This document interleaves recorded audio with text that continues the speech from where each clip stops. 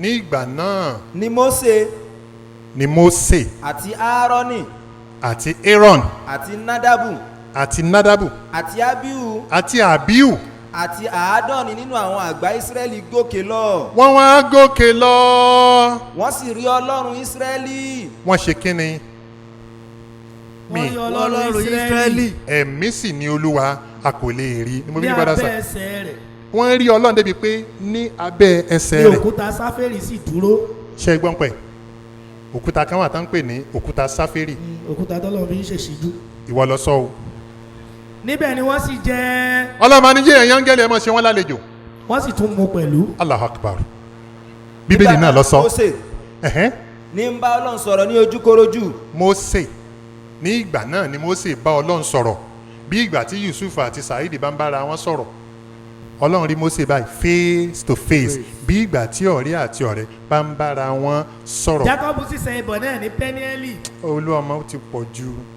nítorí tí mo rí Olúwa ní ojúkorojú. Abdulhakeem dákun ẹgbẹ́lẹ̀ mo rí Olúwa ní ojúkorojú. a sì dá ẹ̀mí mi sí. ọ̀bí ń ọmọ kú yé pẹ́lá Saidi ẹ̀yin náà rẹ́rìn wípé àwọn tó kọ kínní wọ́n mú kínní. àwa ní ọmọbìnrin kan. lọ́bẹ̀ yẹn wọ́n mú kínní. ẹ jẹ́ kí n béèrè ìbéèrè kan lọ́wọ́. final question torí mọ̀ tí Bíbélì sọ wọ́n ní it is pé ìwọ yóò mọ òtítọ́. òótọ́ yóò sì sọ ọ́ di òmìnira. béèyàn bá ti mú òtítọ́ kó di òmìnira ìyẹn náà pè ní liberation. The best thing for your life is to go back to the truth. kí o sì máa wádìí ohun gbogbo dájú. ó yẹ wá béèrè yẹn máa wá dá yín lò. ṣé iṣẹ́ ìránṣẹ́ ta fi rán Jésù. bẹ́ẹ̀ ni o. kò lákọsílẹ̀. ìyẹn Jésù àkọsílẹ̀ ní ọ̀dọ̀ àwọn mùsùlùmí àbí ní ọ̀dọ̀ àwọn Christian.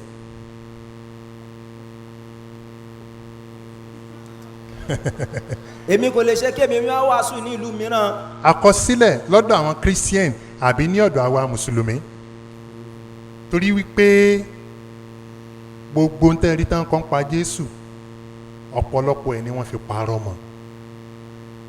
níbì kan wọ́n ní Jésù bàbá wa Reverend Franklin Jomo wọ́n kò tiẹ̀ lẹ́ẹ̀kan obìnrin yẹn mú oil òróró ó fi ra Jésù ní ẹsẹ̀ ó wá ń fi irun orí rẹ̀ nù ọmọlẹ́yìn wa ní à why Jésù ni kí ló ṣe yín ẹ ṣe bí ẹni pé rí nǹkan kan ẹ kájú ẹ ṣe bí ẹni pé rí nǹkan kan a beautiful lady ṣé ẹ̀yin lè gbà ẹni tẹ́ ẹ̀ mọ̀ rí obìnrin kan kọ́kàn wọlé sí kọ́ da ọ́ìlì sí lẹ́sẹ̀ kó wá máa forí nù kí lẹ́sọ̀ kó ṣẹlẹ̀. nǹkan mi ti ń ṣe ni. ṣé o ní irọ́ o ẹ̀yin méjèèjì ní nǹkan ṣe o mo sì máa ń tẹ́ ẹ sọ táwọn èèyàn bá ní Saidi o kí ló dé ẹni ẹ filẹ̀ ayé ti fẹ́ parẹ́ ni ayé ń lọ sópin ni bó ṣe rí nìyẹn bọ́dá Saidi. ẹ jẹ́ n béèrè nǹkan ẹ̀ kan. ṣé kán béèrè ó yẹ béèrè. ǹjẹ́ Ọlọ́run ṣe gbèjà. ǹjẹ́ Ọlọ́run ṣe gbèjà ọ̀nà méjì ló pín sí tí Ọlọ́run bá sọ̀kalẹ̀ ńsìn tẹ́nìkan bá yọ ẹ̀ṣẹ̀ níwájú Ọlọ́run pé Ọlọ́run máa bá tiẹ̀ jẹ́ tá a bá rí wípé agbára wọn fẹ́ máa ká Ọlọ́run a lè gbèjà rẹ̀ pé ẹ̀yin yẹn bá dá sí wọ́n bá lọ pọ̀ náà tó lọ́ máa lọ kú ní ìsìn ìkọ̀sẹ̀ tí ọmọ fún wa ní atẹ́gùn àtomímọ́ yóò sì jẹ́ wá o àwa náà wà pé àwa pera wa pé ẹ jẹ́ á tètè gbèjà Ọlọ́run o.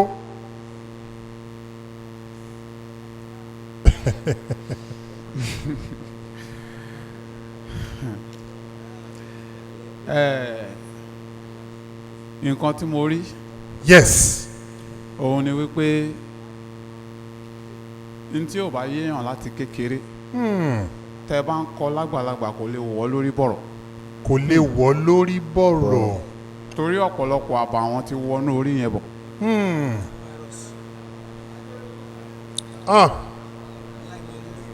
yọ̀dà fún yín ẹ sọ pa mí. àmín. mo gbádùn yín.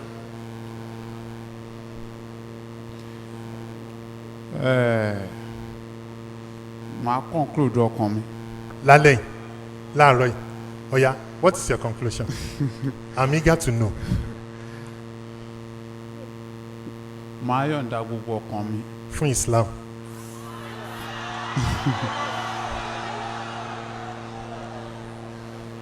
fún Ọlọ́run kan ṣoṣo. Allah. tí ò bímọ tẹ́nìkan ò bí. ẹ bá ń gbé títóbi fún Ọlọ́run. Allahu-Akbar. ẹ̀sìn àdádálẹ̀ kọ́ ní ìsìlámù. ọ̀dọ̀ Allah ló mà ti wá. Muhammadu la fẹ̀sìn rán o ẹ̀sìn ọ̀la tálà yọ́nú sí. wàlá ìlà. Jésù akọ̀wé. Bọ́dà Saheed fẹ́ sọ̀rọ̀ kan. Kò sí time. ṣùgbọ́n mo ní àmọ̀ràn Okay. tí mo fẹ́ gba mùsùlùmí A ready láti gbọ́. torí wípé nínú Christian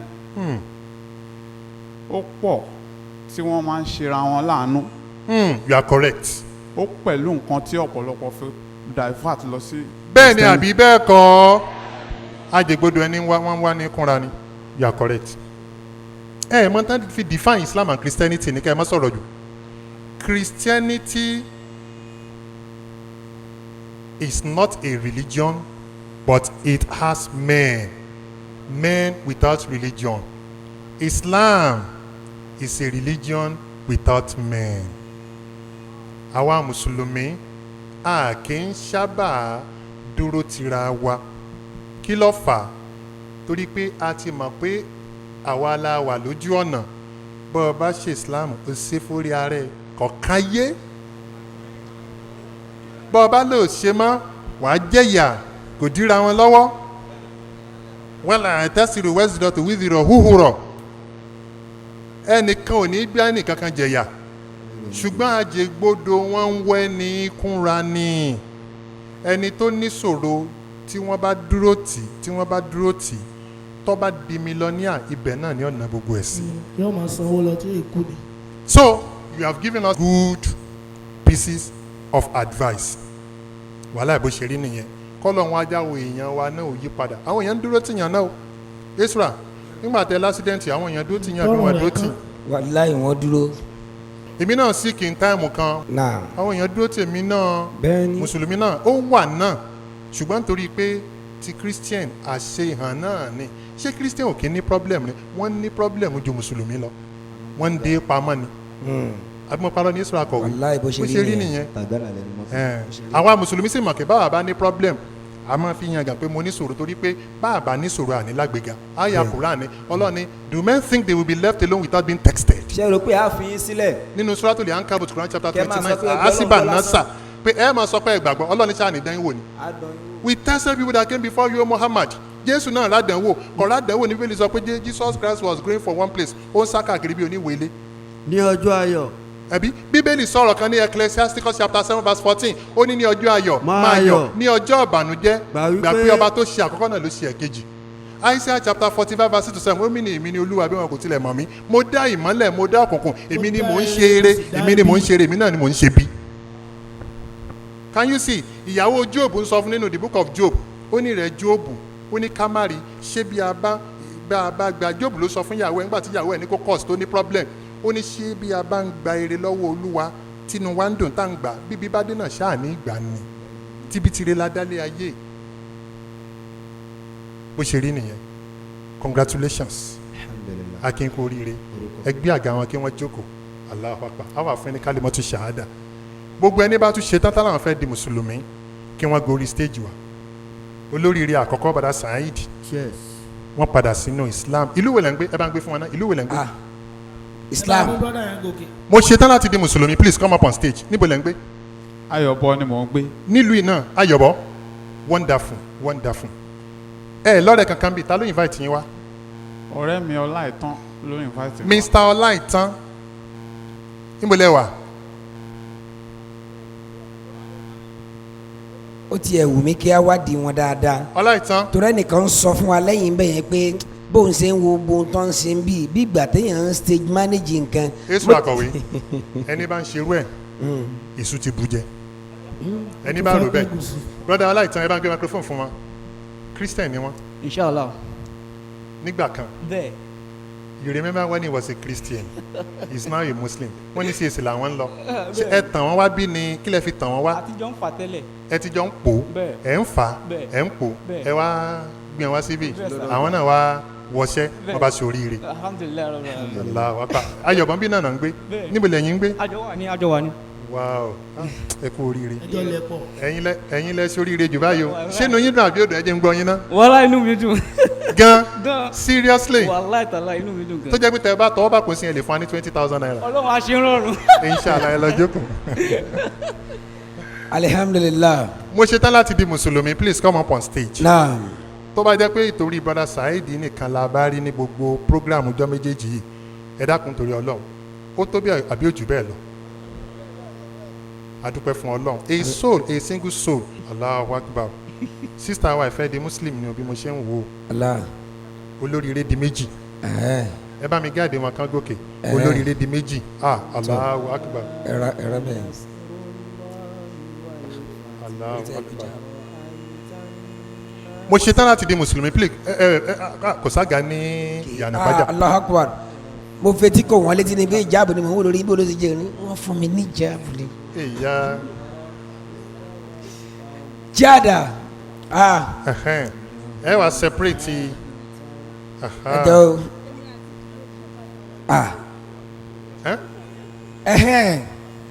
mo ti rántí. Wọ́n ní. Wọ́n láwọn àti ìdílé wọn ni o. Làwọn fẹ́ ṣe kí ni? Lẹ ọya wọ́n fẹ́ di ọya. Allahu-Akbar. Odidi family lọ́wọ́ kan. Allahu-Akbar. Allahu-Akbar. Allahu-Akbar. Ṣé àwọn ni?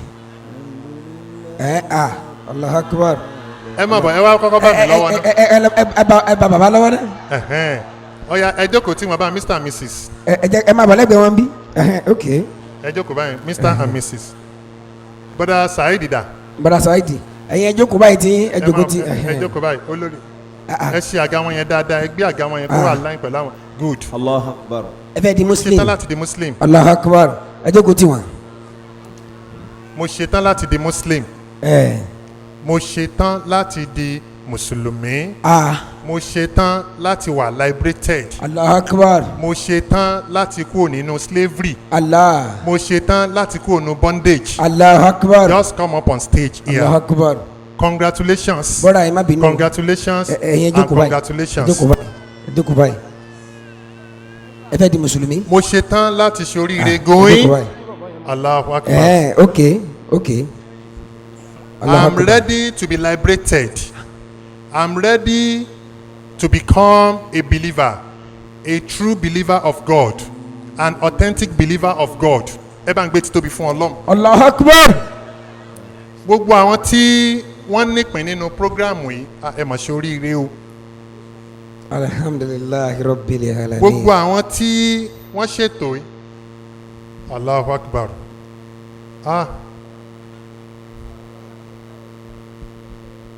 Mr. Patrick, are you still there? Very intact. I want to become a Muslim. Please come up on stage. I'm ready to accept Islam. Allahu-Akbar. Ẹnìkan tún gòkè o. Ẹ dákun tí ẹ o. I want to become a Muslim. Come up on stage. No. Please give us more cheers. I'm ready to accept Islam. Mo ṣetán láti dolóríire.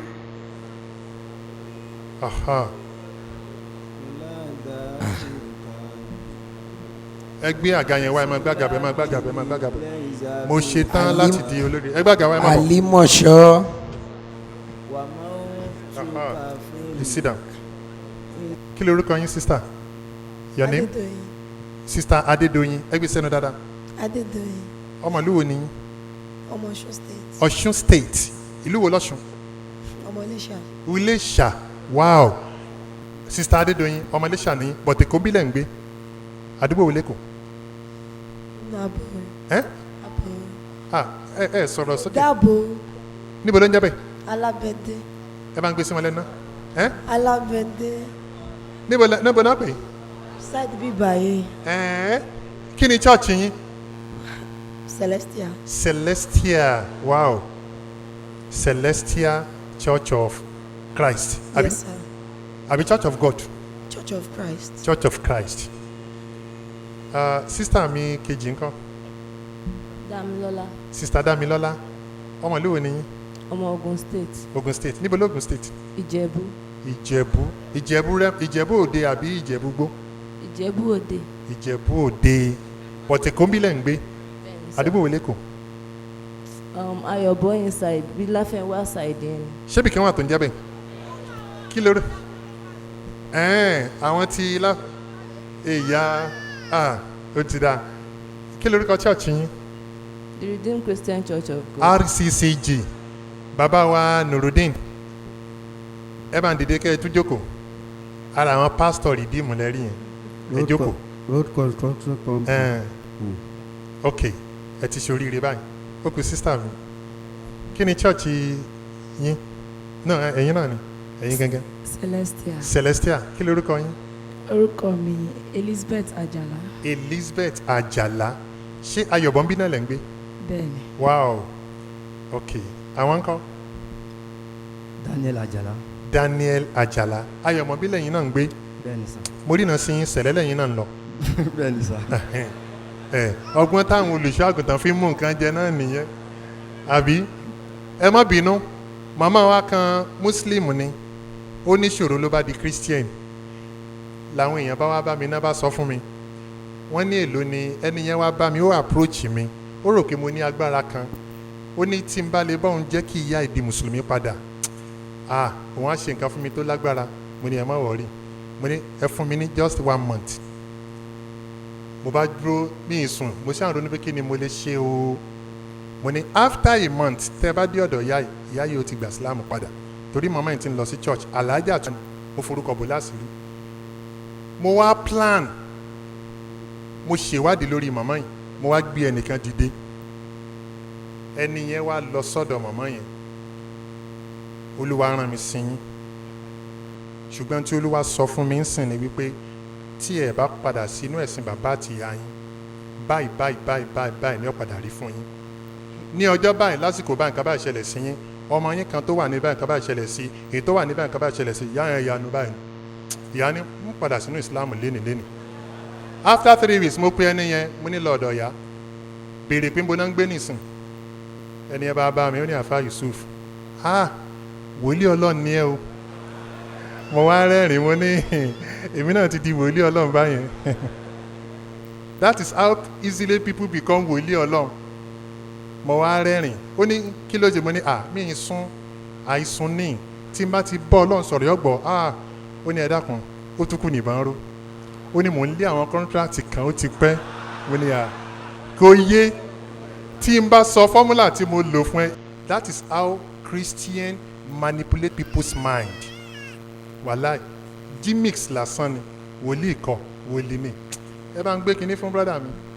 Kí ni orúkọ yín? Ní fún brọ́dà mi. Kí ni orúkọ yín? Ọlámídé. Ọlámídé. Lè ṣe kẹ́ ẹ mọ́ ṣèṣe Èkó. Ìlú wo lẹ ti wá ọjà rí? Ìjẹ̀bú. Ìjẹ̀bú. Ayọ̀bọ̀nbí lẹ̀ ń gbé. Ọ̀yọ́ state. Ọ̀yọ́ state. Estate. Ok, estate. Kí ni church yín? Kérúbù. Kérúbù and Seraphim. Wow. Ok, ẹ bá ń gbé microphone fún wọn. No, brothers, àwọn ti senior olóríire làwọn. Brother mi kí lórúkọ yín? Matthew. Brother Matthew. Ẹ̀yin ni tax collector. Ọmọ ìlú wo ni yín? Èkó. Benue State. Benue State, but Èkó náà bí yín sí. Bẹ́ẹ̀ni sà. Wow, àdúgbò lẹ́ ń gbé. Òkèrà mo ń gbé. Òkè. Òkèrà lọ́gbà. Ṣébì kan wà tó ń jẹ́ bẹ́ẹ̀? Bẹ́ẹ̀ni. Ní Ọ̀bà. Ọgbà. Bẹ́ẹ̀ni. Kí ni church yín? Deeper Life ni mo lọ. Deeper. Wow. Ẹ̀yin ti bàbá WF ni. Brother mi, ẹ bá ń gbé fún wa. Kí lórúkọ yín? Tèmítọ́pẹ́. Brother Tèmítọ́pẹ́ Joshua, àbí? Rárá o. Church wo ni church yín? Mo kì í lọ church. Ẹ kì í lọ church, but wọ́n bí sínú Christianity. Mo gbà. Mo gbà. Ẹ ṣe kankan, but now ẹ ti wá fẹ́ fàyè yín fún Ọlọ́run báyìí. Bẹ́ẹ̀.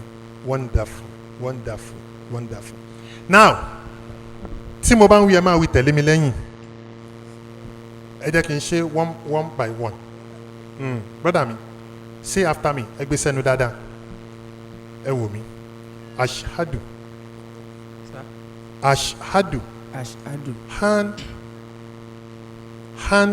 an la ilaha la ilaha illa illa Allah Allah wa wa ashhadu ashhadu anna anna Muhammadan muhammadan abduhu abduhu wa rasuluhu. wa rasuluhu. Mo jẹ́rìí pé mo jẹ́rìí kò sí ẹnì kankan kò sí ẹnì kankan tá a lè jọ́sìn fún tá a lè jọ́sìn fún àyàfi Allah. àyàfi Allah. Mo dẹ̀ tún jẹ́rìí wípé mo ti jẹ́rìí pé anabi Muhammad Ànábì Muhammad òjíṣẹ́ Ọlọ́run ni òjíṣẹ́ Ọlọ́run ẹrú sí Ọlọ́run ni pẹ̀lú. ẹrú sí Ọlọ́run pẹ̀lú. Ẹ ti di mùsùlùmí o, congratulations. Ẹ tó bá ń gbé fáwọn náà. Pápá ni o, ashhadu Ashhadu an an la ilaha la ilaha illa illa Allah Allah wa wa ashhadu ashhadu anna anna Muhammadan Muhammadan abduhu abduhu wa rasuluhu. wa rasuluhu. Mo jẹ́rìí pé mo jẹ́rìí wípé kò sẹ́nì kankan kò sẹ́ni tá a kankan lè máa jọ́sìn fún tá a lè máa jọ́sìn àyàfi fún Allah.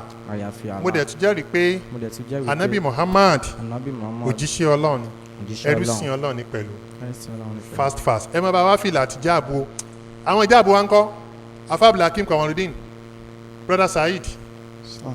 say after me ashhadu Ashhadu an an la ilaha la ilaha illa illa Allah Allah wa wa ashhadu ashhadu anna anna Muhammadan Muhammadan abduhu abduhu wa rasuluhu. wa rasuluhu. Mo jẹ́rìí pé mo jẹ́rìí pé kò sẹ́nì kankan kò sẹ́nì kankan tá a lè jọ́sìn fún tá a lè jọ́sìn fún àyàfi Allah. àyàfi Allah. Mo dẹ̀ tún jẹ́rìí wípé mo dẹ̀ tún jẹ́rìí wípé anabi Muhammad Ànábì Muhammad òjíṣẹ́ Ọlọ́run ni òjíṣẹ́ Ọlọ́run ẹrú ni sí Ọlọ́run ni pẹ̀lú. ẹrú sí Ọlọ́run ni pẹ̀lú. Now to my brother again ẹ jẹ́ máa get fìlà prepared fìlà.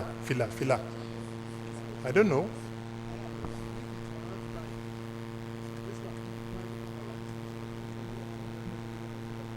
Say after me. Please wait. Ashhadu ashhadu an an la ilaha la ilaha illa illa Allah Allah wa wa ashhadu ashhadu anna anna Muhammadan muhammadan abduhu abduhu wa rasuluhu. wa rasuluhu. Mo jẹ́rìí pé mo jẹ́rìí kò sẹ́nì kankan kò sẹ́ni kankan tá a lè máa jọ́sìn fún tá a lè máa jọ́sìn àyàfi Allah. àyàfi Allah. Mo dẹ̀ tún jẹ́rìí pé mo dẹ̀ tún jẹ́rìí pé anabi Muhammad Ànábì Muhammad òjíṣẹ́ Ọlọ́run ni òjíṣẹ́ Ọlọ́run ẹrú sí Ọlọ́run ni pẹ̀lú. ẹrú sí Ọlọ́run ní Ẹ pẹ̀lú. kú oríire ẹ ti ṣe oríire. Ẹ bá mi gbé fún brother ẹ fún mi ní microphone wireless ọkọ àti ìyàwó. Màmá wa ẹ máa sọ tí n bá ti ń sọ àti bàbá wa ashhadu ashhadu an la ilaha la ilaha illa illa Allah Allah wa wa ashhadu ashhadu anna anna Muhammadan Muhammadan abduhu abduhu wa rasuluhu. wa rasuluhu. Mo jẹ́rìí pé mo jẹ́rìí pé kò sẹ́nì kankan kò sẹ́ni kankan tá a lè máa jọ́sìn fún tá a lè máa jọ́sìn fún àyàfi Allah. àyàfi Allah. Mo dẹ̀ tún jẹ́rìí pé mo dẹ̀ tún jẹ́rìí pé anabi Muhammad Ànábì Muhammad òjíṣẹ́ Ọlọ́run ni òjíṣẹ́ Ọlọ́run ni ẹrú sí Ọlọ́run ni ẹrú sí pẹ̀lú. Ọlọ́run ní pẹ̀lú. Congratulations. Ẹ bá mi fún